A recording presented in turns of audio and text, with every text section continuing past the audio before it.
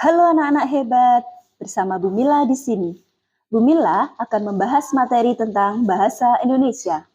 Sekarang, Bu Mila akan membahas tentang cara meneladani karakter unggul tokoh dalam teks biografi dan kaidah kebahasaan teks biografi. Seperti apa materinya? Mari kita simak. Anak-anak hebat, tokoh yang riwayat hidupnya ditulis dalam biografi biasanya memiliki kepribadian unggul dibandingkan dengan orang lain. Kepribadian unggul inilah yang biasanya mampu mengantarkan seseorang mencapai keberhasilan dalam kehidupannya. Untuk dapat mengidentifikasi kepribadian unggul tokoh, kita dapat melihat dari peristiwa atau permasalahan yang dialami seseorang serta bagaimana cara menghadapinya. Yuk kita simak contoh kutipan biografi berikut. Dari contoh kutipan teks biografi ini, kita bisa mengetahui bahwa salah satu dari kepribadian unggul tokoh B.J. Habibie adalah sosok panutan. Anak-anak hebat itu adalah salah satu contoh kepribadian unggul dari tokoh B.J. Habibie. Anak-anak hebat juga bisa mencari atau mengetahui kepribadian unggul tokoh B.J. Habibie yang lain ketika kalian sudah selesai membaca seluruh teks dari biografi B.J. Habibie. Nah, itu dia pembahasan kita mengenai karakter unggul dalam teks biografi. Tentu saja, banyak sekali manfaat yang dapat kita peroleh dalam mempelajari karakter unggul ini. Kita tentu bisa menerapkannya dalam kehidupan kita sehari-hari. Oke anak-anak hebat, kita lanjut yuk ke materi yang kedua, yaitu kaidah kebahasaan teks biografi. Teks biografi menggunakan beberapa kaidah kebahasaan, yaitu yang pertama, pronomina.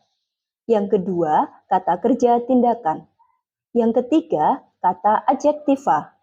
Yang keempat, kata kerja pasif. Yang kelima, kata kerja yang berhubungan dengan aktivitas mental. Yang keenam, kata sambung, kata depan atau nomina. Anak-anak hebat, mari kita bahas satu persatu kaidah kebahasaan teks biografi. Yang pertama adalah pronomina. Teks biografi menggunakan pronomina atau kata ganti. Kata ganti yang biasanya digunakan dalam biografi adalah kata ganti orang ketiga tunggal. Contoh, ia, dia, beliau.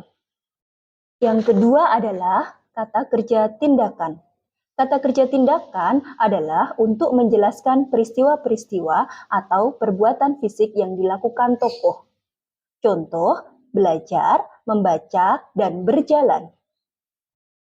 Yang ketiga, kata adjektiva.